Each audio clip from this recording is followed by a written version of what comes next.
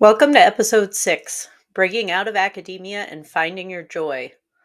Today I'm sharing an interview I held with Dr. Niki Tulk, a theater professor, author, and now academic editor. Niki was one of the first people to enroll in my course and coaching program, Becoming an Academic Editor. She's poured her energy into applying to freelance editing jobs, and it's paying off. She's been working for an editing agency for about 6 weeks and is already seeing increases in her editing speed, meaning her hourly rate is increasing too. In this episode, we talk about how academia has a tendency to beat you down and take everything you have to give, and how leaving and starting an editing business can help you rebuild confidence in yourself and help you find your joy again. In particular, Niki shares how her existing skills and experience from being a faculty member and scholar made her well prepared to start working as an academic editor. This is a great conversation. I hope you enjoy it. And if you ever have any questions or want to chat about your experience in academia, don't hesitate to reach out via email to paulina@acadiaediting.com. Now, here's my interview with Niki Tulk. Welcome to Leaving Academia, Becoming a Freelance Editor, the podcast. I'm your host, Paulina Cossette.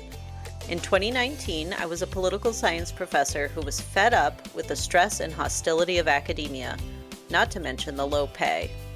I left my tenure-track job and went from barely surviving to thriving as a freelance academic editor. Today, I own Acadia Editing Services, an editing and coaching business that brings in 6 figures a year. In this podcast, I'll discuss the challenges of academia, what academic editing involves, and what life as a freelancer looks like. If you're willing to jump outside your comfort zone, it is possible to find joy, true flexibility, and a profitable and rewarding career as an academic editor. Thanks for listening. Well, hi, Niki. Welcome to the podcast. Hi, Paulina. Great to be here. Thanks for joining me today. Why don't we start off? You can tell us a little about yourself, and what you did in academia, what you're doing now, and what brought you to leave to leave full time academic teaching. Yeah. Well, yes, like you said, I do teach part-time currently, which I really love. It's now a little segmented piece, and I happen to be at a place that actually pays well. So I do feel valued, which has been the first time in academia for a very long time. So that being the case, that has been an outlier in my experience. So my experience as a theatre professor has been um, teaching 5 to 6 classes a semester, include directing a show every semester, advising, being responsible for curriculum development, writing website copy, marketing, recruitment. Insane amounts of work that were not compensated and were not supported. And, we all know that story of the scarcity pie. I think there's just like not enough resources, which unfortunately doesn't always bring out the best in people and creates a kind of imploding, can I say viper nest mentality in a department and departments, which I hear from lots and lots of people. And I think it's just like, it's just what happens when people are pitted against each other for very little resources and are all not being valued. There's all sorts of attendant issues that we know. So, I mean, I just got really, really exhausted, really burnt out and unwell, like physically and mentally unwell. And I actually ended up with a fibromyalgia diagnosis and was having to take time off. And obviously my family watching this and going, what do we do? And I think part of Karen Kelsey talks about academia as a cult. And I would say, having done a bit of research around those things, yes, it has those tendencies, especially in some places, these little insular total become these, like Goffman talks about, these total institutions. And I think they become that often. And I think you don't see what it's doing to you, and you don't see what it's doing to the people you care about and the people who care about you on the outside. And I am now at the day I left in May. I am just now kind of starting to realize that becoming unwell and actually having to leave was actually a gift. I mean, it sounds super cheesy, but I actually see it was. I actually needed something super intense to go get out. And I got that.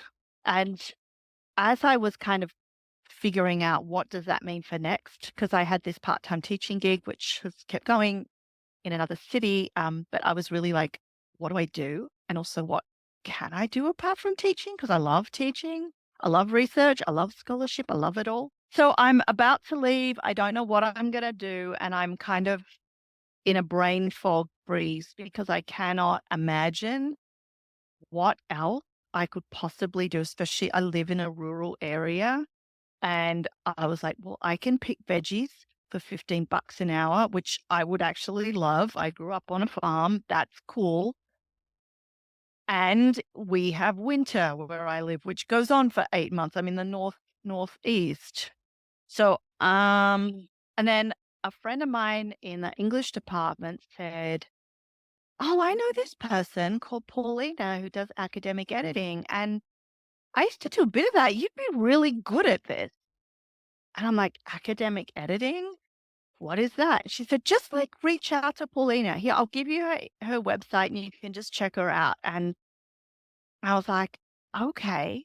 So I went to your website and I thought, oh, you seem kind of nice and human. And oh, you were burnt out? So, interesting. And I love lupins and I love Maine. So I wrote to you and I was like, I can't remember what I said, but hi, my friend, I think knows you and you wrote back and said, good timing. I'm going to do this course. I'm going to pilot this course and see and show you how to actually do this thing. And I'm like, oh, wow, awesome. And so I signed up and I did it. And it was fantastic because I really, really needed a structure because I have to say, working as a professor in, let's say broadly, the humanities and the arts, where you are supposed to think critically, creatively, and expansively about the world, I couldn't think. I couldn't make decisions. I couldn't think for myself. I couldn't like figure out what to do to just pay my mortgage. And it was like my brain had just reduced. I think because of honestly, I'm going to use the word trauma because it has been traumatic. I could no longer um, fully function in my cognitive brain about myself. Like I couldn't properly concentrate. I couldn't make decisions. I was rife with feelings of having really internalized being pretty hopeless and a failure and leaving academia because you're afraid, all this.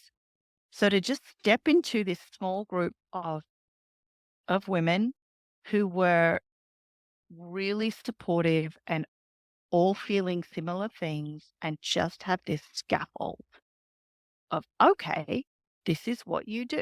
And by next week, why don't you do this? And like our plan was so important and that I could follow. I was really good at being a good girl and doing what the list said to do.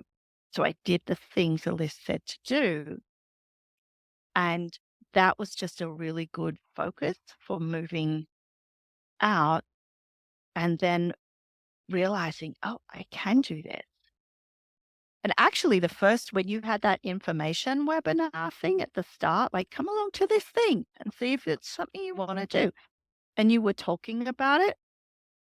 I got off that and I cried. I cried for about an hour because I realized you were describing something I've been doing for over 20 years and never getting paid for it. And doing it really well and not getting paid for it and not even realizing I was doing a thing that was called academic editing. I And I remember thought, you, yeah, I remember you emailing me after the webinar and saying that. And I think that because, I hadn't even launched the course yet. And your round, you were in the first webinar group that I ever did. So you guys were the first interactions that I had. Um, and I remember reading that email and it hit me that like, okay, I designed this course in my head, or like on the internet, but it made me realize that there's real human beings out there who are going to be taking this. And I think I've learned from this first cohort that it's not just about learning how to edit, the work that we've done is so much about healing the wounds that academia caused, which are, as you've said, are not just mental, they're also physical, that we work ourselves into this physical state of ill health because we don't know what else to do and we're just doing what we're told. And then, so we've worked through that over the 12 weeks, where we're starting to heal and we're changing our identity and we're starting to figure out who we are in this new world. And that has been transformative for you all, but also for me to think about that in relation to my own journey or whatever it is that I've been on. So what do you, maybe you could say a bit more about how your identity has changed and what do you see? Do you see yourself as an editor now, as a professor? I know that, we think of ourselves as professors for so long, it can be really tough to think of ourselves as something else. So talk about that transformation in your identity and where you think your identity is going. Yeah, I think if I'm really honest, there was only a tiny moment I had a tenure track job and then I had a full-time renewable non-tenure track job. So I've kind of experienced a bit of both. There was only a tiny moment that I felt like a theater professor. And that was a good moment in my first job, sitting there in rehearsal looking like, wow, I did it. I'm a theater professor. Wow. And it kind of felt like trying on something and kind of felt cool for a hot second until all the work and everything else, you know, kicked in. And I do have to say, the place I was the summer before I got there, the band director had tried to run over the chair of performing arts in his car while he'd been drinking all day at the university. So that was what I walked into. So before all that, I realized kind of where I was. There was this kind of, wow, I did it. And then I realized that the whole thing of being a professor felt really narrow to me and it didn't describe everything I was doing. Because before I moved into higher ed, I was a theater maker. I was a theater director. I was a writer. I was working with kids. I was doing a whole bunch of things. I was teaching and I was researching off my own bat for fun because I loved it and publishing articles and things. And then when I went into academia, these things then became contained within the institution. And I thought, okay, I'll continue the work in this area. And so I was kind of doing similar things that I'd always done, but they were now called professoring. And that just felt weird. And it also just the word, it's like you profess all the things you like. And it's all this. And I thought, that's not what I do in my classes and my stuff. We get together and it's it's a learning community. Like it's not one person professing off. So I realized that what had rankled with me with that term of being a professor was because it was a label that essentially didn't fit. It was too narrow. For some people, it might fit fine, and that's more power to them, but not for me. That I was more expansive than that. And I can say this now, I was not and am not containable within one system that forces me to be one person and toe one party line and all those things. So I've started to untangle myself from that and realize that all along I have felt more expansive.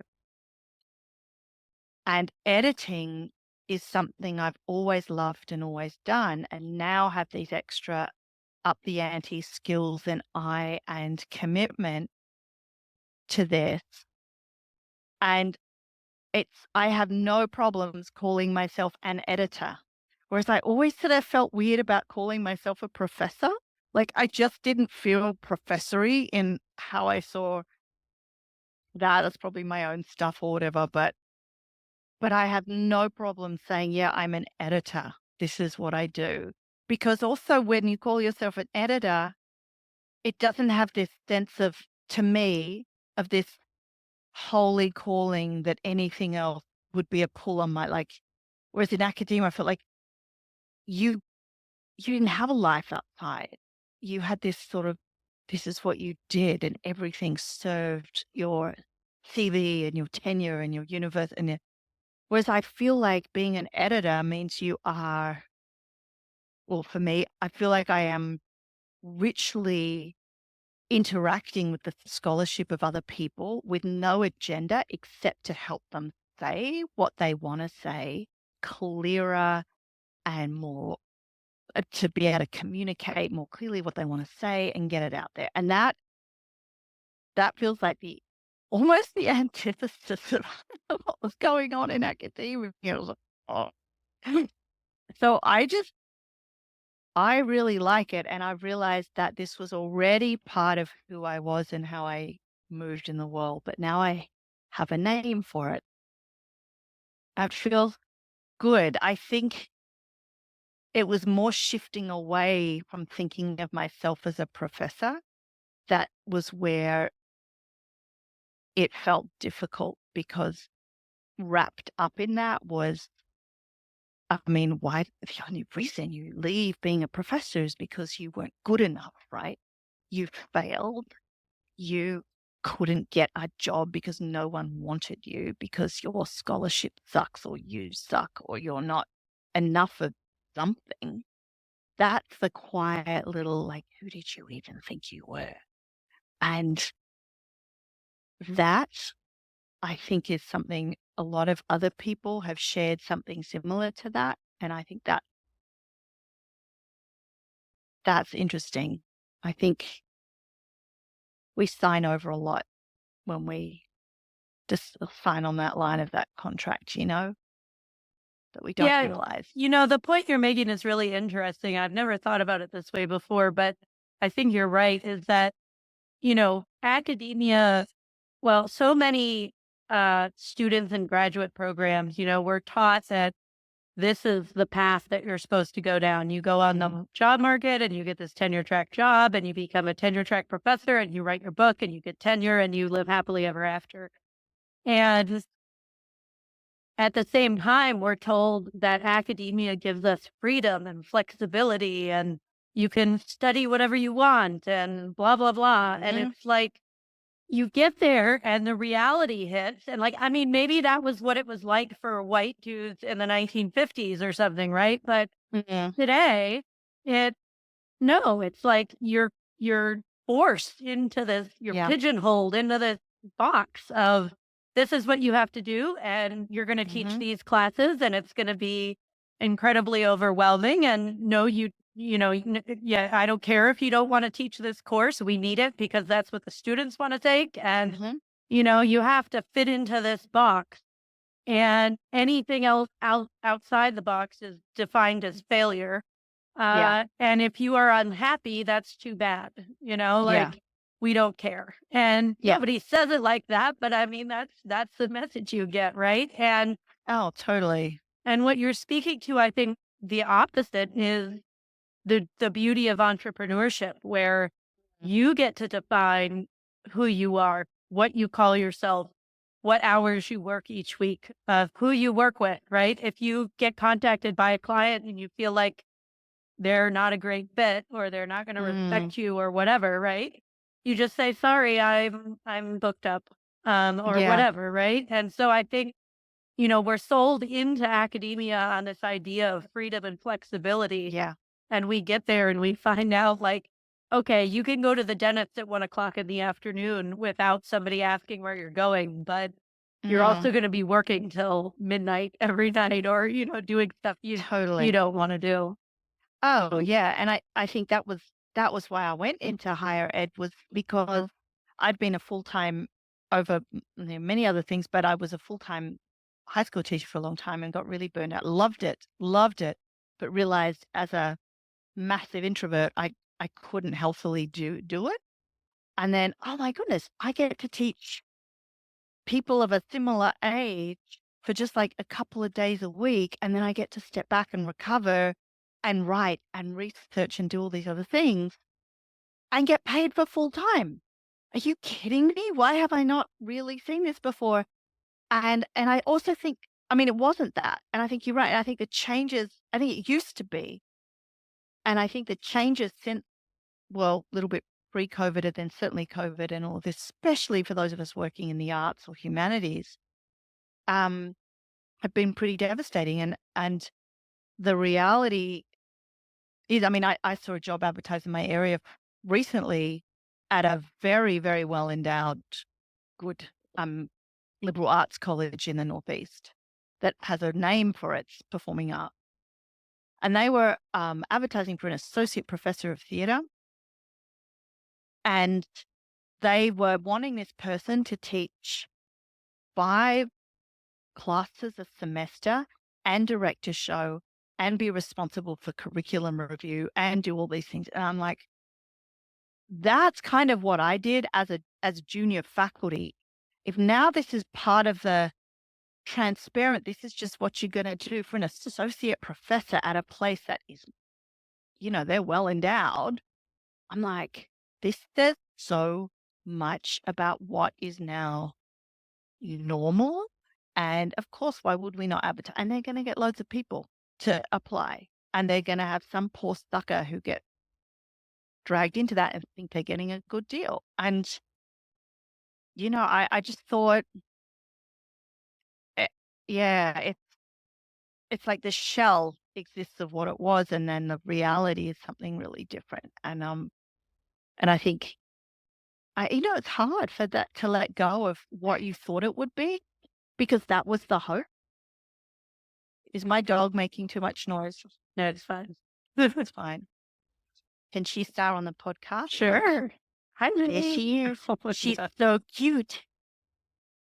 Can I add, being able to spend more time with my wonderful rescue dog is also, let alone with my kids, I get to spend time with my dog. So, yeah, I just think it's not what it's not what we were told it was. And I think honestly, the professors we had, by and large, that was what they had. And they did think it would be that. I think I don't think it's all, I don't think they've registered the changes. Like, oh my goodness, what do we do? It's not like what it was. And they can bemoan them, but they have no idea what it's like to be in that. And it really sucks because we're all really, really good at what we do. And we reach such high levels of things like, I mean, it's never enough. I have 2 PhDs and I have 2 master's degrees, and I published a book that was then reprinted. It did well. And my institution didn't care about. They were like, in my department, they even refused to put doctor before my name because they felt it was elitist. And when my book came out, they just ignored it. And I'm like, it was really, it really messed with my mind. It really messed with my mind because it was so all-consuming, the job as they are, that it's really easy to get gaslit, especially when you're trying to do a good job and trying to learn the rules. And so, yeah, I feel so awful about all the current proper graduates. I just feel it's like, maybe this is being over dramatic, but I'm in theater, so I'm allowed to be over dramatic. But that poem, for those who pass as cattle or whatever, that World War One poem? Is it Wilfred Owen? Who writes watching the young soldiers go off to war, and it's oh, I feel a bit like that. I feel like just don't do it. And it's going to be great. I get to like teach people and do research and go to conferences and make my mark on the world. I'm like, no, you will burn. Like, no, don't do Yeah, it. and I mean, there are people out there who enjoy the work, who aren't, for whatever reason, they don't get as beaten down as we have, and like maybe it's because they're in the business school and they're getting paid 2 or 3 times what we did as, Yeah. social scientists Yeah. or That has humanities. something to But do with it. yeah, right, like, um, it softens the blow. But Yeah. yeah, it is. I have had that sense too, where I see people who are finishing their dissertation and they're so excited to go out and change the world, and I wish that doctoral programs would give people more of a choice, and say like, Yeah. okay, this is the traditional path into academia. And if that's what you would like, then here, let's help you do that, but Mm. there are also these other options that you could choose. And Mm. I remember, that was like the beauty of a liberal arts degree, right? Is that you Mm. can get a degree in the liberal arts and go off and do anything you want to be, right? Be a business Yeah. owner. You can go into teaching. You could do whatever it is that you want because the liberal arts prepares you to think critically, to process information and blah, blah, blah. But then you get into the doctoral program and it's not like that at all. Mm. And so I wonder, maybe you can speak to, how have your skills that you have as that you're training in academia, how have they prepared you, or how have you found them helpful in editing and, starting to think about being a freelancer and starting a business and all of that? Mm. I think probably the biggest thing is you have to read and write so much scholarly material. And I think for me too, the experience of turning my dissertation into a book again was another really, really good experience because that I did all the editing myself and I did all the proofreading myself and all of that. I didn't do the indexing because I got COVID and I couldn't. So I got that done. But all of that being steeped in that whole language, which I remember when I started in my master's, I was like, it had been quite a few years since I'd been at school as a student. And I was like, hang on, my brain felt so creaky. I couldn't get away. They're taking so long to say everything and all these multisyllabic words. And I really had to kind of get back into it.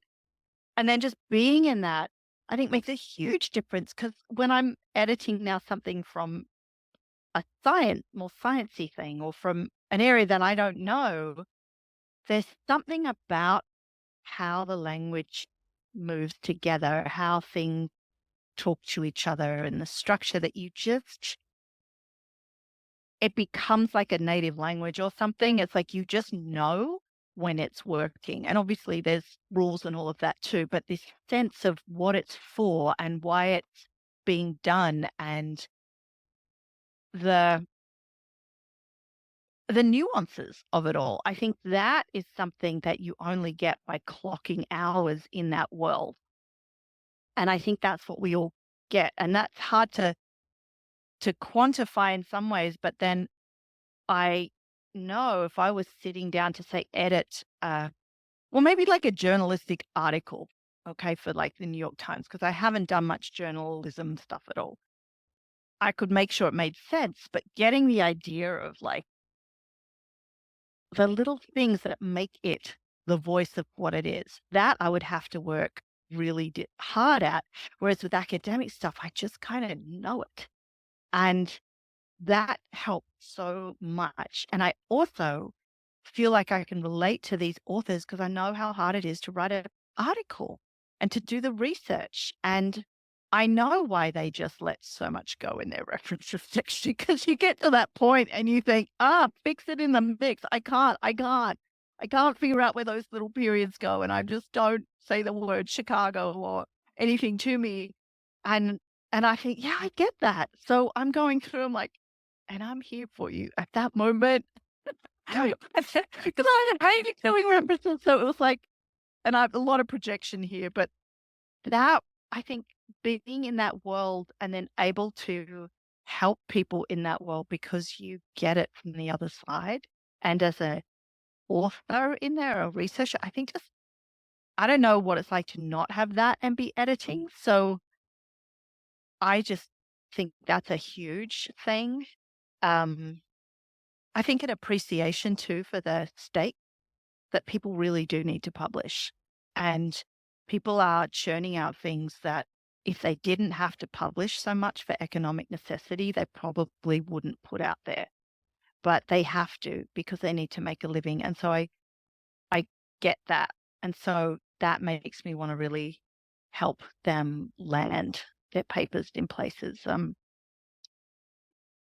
I think that, I don't know, on those levels, it really helped me. It helped me to stick at something and it taught me how to read more carefully and to learn how to understand things that I didn't immediately understand. So language and ideas and concepts. It showed me, I learned how to navigate those and get my head around them so that when I'm getting something from a discipline I'm unfamiliar with, it doesn't freak me out.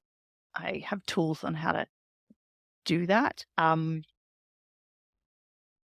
Yeah. yeah.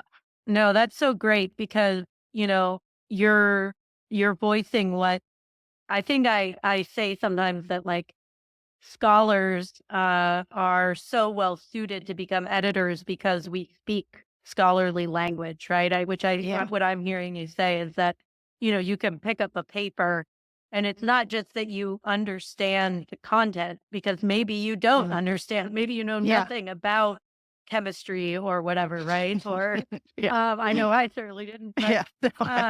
but you still have this inner sense about Mhm. how it should flow and, where Yeah. there's a weak spot in an argument or, like it's something about our training through graduate school and doing our own writing and publishing that becomes this sort of innate like sense of what Mhm. scholarship is supposed to feel like and sound like in the Yeah. text.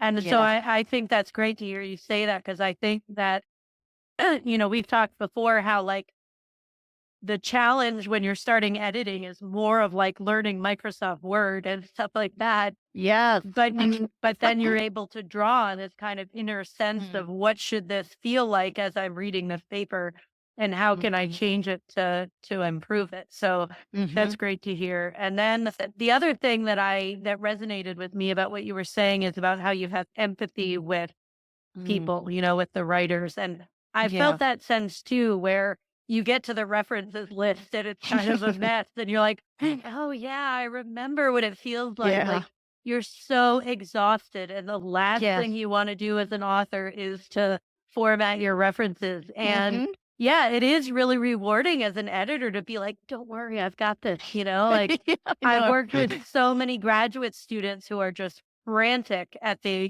last week Mm. before they have to defend or something. And I'm like, you're almost done, like there's a Yeah. light at the end of the tunnel. You're going to be okay. And they're just going, oh, thank you for saying that, like, Yeah. so it's such you're not just coming at a document with a red pen or something, right? Oh, There's totally. so much to this job that I Mm. find so fun and rewarding. But so tell us, what do you think in the next, say, year or two, what do you Mm. envision your business looking like? Um, and how do you think that your life will change as you continue to build your editing business? Well, my hope is that I can actually build the editing business. So this is the dependable thing because we all know how secure adjunct teaching is. It's so secure. You can plan your life by so I really want to have this as like the main core and so that I teach at different points or whatever and I can also say no to things if I want. But that the editing is kind of replaces what my professor job was. It's the regular, it's generating work. It's doing this kind of thing. Because I also, it's interesting, just as an aside, I was wearing, I don't know if you've heard of Whoop, WHOOP, and this isn't like subliminal advertising thing here or product placement, but my daughter is really into health and fitness and she got one. So it monitors like your HRV, your stress levels, and all of that kind of stuff. And so I wore it for like, I got it for 5 weeks. They gave it to me for 5 weeks. And I could monitor my teaching and my editing and all of that. And I was like, oh, this will be, the data and the research. Where am I actually stressing my system? And, I'd be working on editing something and getting kind of stressed because the clock's ticking and I'm like still trying to figure out how to do something in Word that I don't know and getting to the references. And okay, and it's just, I check after and it's just this little green, like, I'm good. And I'm like, really? And then I checked my teaching and I'm like hitting the red, like the feeling of how much strain you can be under. And it's like, my daughter looked at it and said, this is what I get when I'm doing massive high cardio workout. And okay, sure, I jump around when I teach and I'm teaching movement and I teach theater. Okay. But it kind of kept going. I thought, oh, wow, I love teaching, being in the classroom, but it really does put stress on me.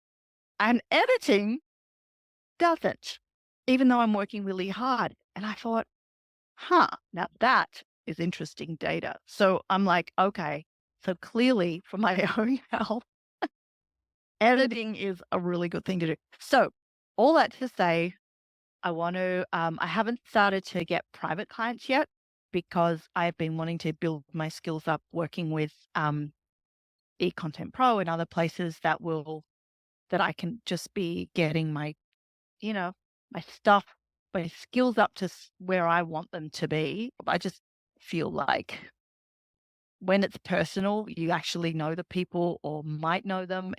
For me, it changes it a little bit, at least at the start, because I'm starting and that matters. And also then my peers from academia, like this podcast goes out, there's heaps of my peers who don't know yet that this is what I'm doing, because that shows you the extent of the gaslighting and the work I've had to do to move outside feeling like, oh, they'll feel like I've either abandoned them or I have failed and it'll make them awkward and whatever. I know with my head there is no way they're going to do that, but there are parts of me that are frightened of that.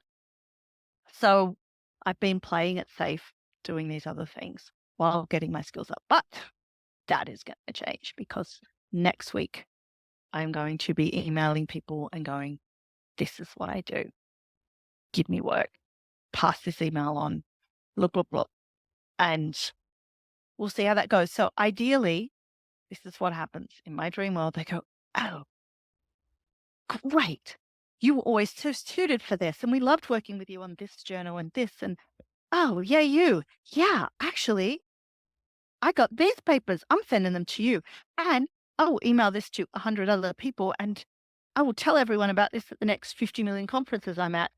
And then I get lots of private clients who all pay me well to do super high quality work for them, and they run away happy and they get published and off they go into the ether on wings of publication success and research nirvana, and I can make a living without having to get fibro flare-ups. And that's my hope, and that I can still live in the woods where I love to live in the woods and beetle away.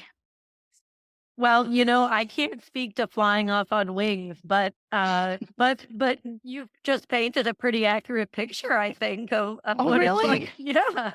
You know, when when you tell people that this is what you're doing, you're becoming an editor, there are going to be people who don't respond. There are going to be people who, I think there are people who just whatever, like they don't care. Or maybe there are people who judge you. But I think what I've learned in running a business is that none of those people matter. right? Like, Mm. I'm sure there are people who look at my posts or my podcast and go, who is this person? Why is she so weird? You know? But then, like, I get emails from people saying, "Oh my god, I loved your podcast," or, "Oh, I love Mm. this article you wrote," and it's like, you realize that you don't have to fit inside that box anymore. Like, Yeah. you get to make your own box, you get to, and Yeah. it's not a box, it's a cloud, and everyone is Yeah. welcome. And, That's a like, yeah, box. It's a cloud. if you like my cloud or my whatever this is, you come and join me, and we're gonna just Mm. love each other. We're just gonna have fun Mhm. together, and we're gonna support each other, um and it's so different from what we're used Yeah. to. And so I think that you well, I mean, you've been really committed to this course from the very beginning, and you Yeah. dove right in, and you were like, "I am on this," and it it it's paid off, right? And I Yeah. know you were scared at the beginning, and I know that you were afraid to mess up, right? Or a lot of people in the course Oh, have yeah. struggled with perfectionism, and you Mhm. pushed through it, and it's paid off. Like you were the first to get a job, and now Yeah. you're 6 or 8 or whatever articles into your experience now, and Mhm. you said that it's getting easier, you're getting faster, and we're Yeah. talking like this has been like a month and a half, maybe 6 weeks or Yeah. something since you got hired, and that's a pretty amazing transformation, I think, in 6 weeks. Like, that's not Thank even the you. length of that's less than half a semester, and so That feels really good to hear you say that because yeah. I think that, yeah, that's really helpful. In fact, I want to say, like, through this whole process, just having that feedback, like, this is good. You did good. This is good. It's like, has been so helpful. And even, I mean, it makes me think of the first article I submitted to eContent Pro, and I told you that my feedback was something like, it's like a school report in a way, like, wow, we are so grateful. I could still remember it. Wow, we are so um, grateful for your diligent editing. Um, kind of back off. Like, just, you can go lighter than what you've done. Like, just not so much. And that was it. That was my feedback. And I just laughed because I think I told you too, because I'm like, when you're living for so long in the realm of you and your work are never, ever enough. I mean, forget glass ceiling. There is no ceiling. Like, we even got evaluated at my college on, you either you didn't pass. I mean, you weren't acceptable in your evaluations, or you were acceptable, or you were above and beyond. And no one wanted to be either not acceptable or acceptable because that meant like you might not keep your job. Above and beyond was what you had to be. And they even gave awards for going above and beyond. And this whole normalization of like, and what even is that? That's such a weird phrase. It's like, you know, Buzz Lightyear to infinity and beyond. Like, there is no such, like, the whole thing is weird. And I think to go from that to like some hard, like, not here, less. And here's the list of what you need to do next time or what you don't need to do. And this is good. This is just clarity. So you can then adjust and not be constantly like throwing yourself down on the ground again and again and again. And this time, this time. And I think that is such a huge shift because no one does well when there are no limits. Like, no one does well. We need to know because it's a job. It's not a relationship or something. It's like, it's a job. And yeah, but that's kind of circling around a bit. That's really good to hear you say that. That feels really good to hear you say that because in my mind, I realized as you said that in my mind, I'm like, I've been doing this for over a year and I've only done a few jobs. I've still got that voice and I haven't even put stuff out there to my colleagues yet. And what if you don't get any work? And what if no one wants to work with you? And what if, what if, what if? And I'm like, this is why I love lists. It's like, whatever, I'm going to check off the things on my list. And yeah, So Yeah, I and think I I just had to remember, dive in. when we started the course, we worked through a lot of the identity questions and like, now how do I get over academia stuff? And then you guys got to a place where you were ready to draft your resumes and you were building more confidence.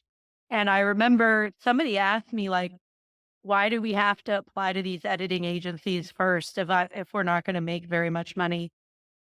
And I've taught the course in the way that I proceeded, right? Where I started with agencies and book publishers and I went on to private clients. And so I've questioned that method going through it. Like, is this really what I should be telling other people to do? But I think that hearing from all of you, it's been successful because, like you're Mm. saying, it's sort of low risk, right? You apply to this Mhm. editing agency, you have people who give you feedback. You're actually anonymous, right, when you're editing these Mhm. documents, and so you're getting that practice and you're building your confidence. So now when you go out and you contact your colleagues or, just other scholars, you contact them directly and ask them to hire you, you're going to have more of an inner sense of, okay, I know what I'm doing. I know how to Yeah. edit this work.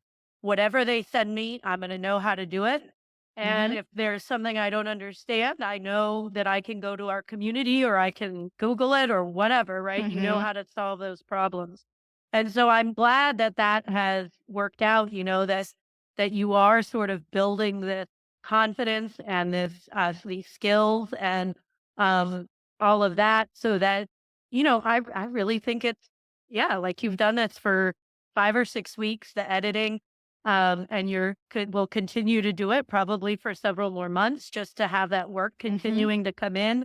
And as you are continuing to gain that experience, you can be networking, right? And contacting the clients and starting to do a project here and there for private clients at the same time. Mm. And then once you get that client base, you can say goodbye to the editing agencies or, Mm. like, and, there's no right answer to when that happens, but, you will get there and you will have enough clients and they will refer you. And I think one day you will wake up and you'll just be like, holy crap, I have an editing business, like I am Yeah. a business owner. And Yeah.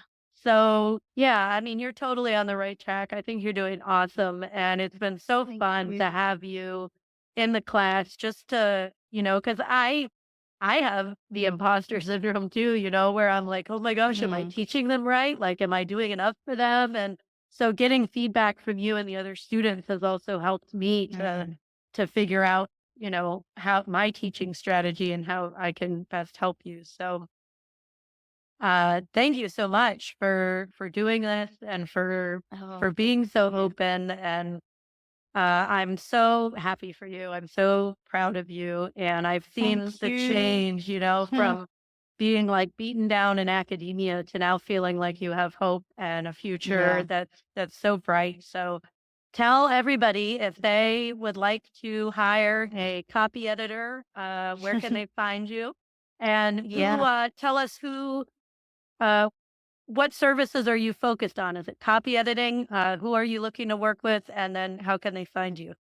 Yeah, sure. Thank you, Paulina. Okay, so my site is Ravenwood Editing and it's .com. So you can find me there. And um I do copy editing, I do proofreading, and I also do developmental editing because I'm a huge structure person and I have worked on large projects. So I can come at whatever element that you need. I'm also really happy and encourage people getting in touch to find out what sort of editing they do need at that particular juncture because we need different things at different points in the work. So reach out to me on my site. That is www.ravenwoodediting.com.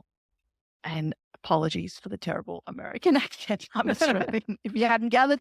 Um, yeah, so do check me out there. And and I say this on my site, my background is fairly interdisciplinary. Like I said, I've got the different graduate degrees going. So I've worked and do work in the areas of education, performance studies, theatre, dance scholarship and also trauma studies and psychology. And I have helped people with design theses and biology dissertations and all sorts of things. So, um, one of my masters is in language and literacy and writing pedagogy. So I have a lot of skills to bring to help people with the nuts and bolts. And I do work particularly with English language learners, people whose first language is not English, first generation students who are navigating a lot of things. And I am a huge champion of inclusive writing and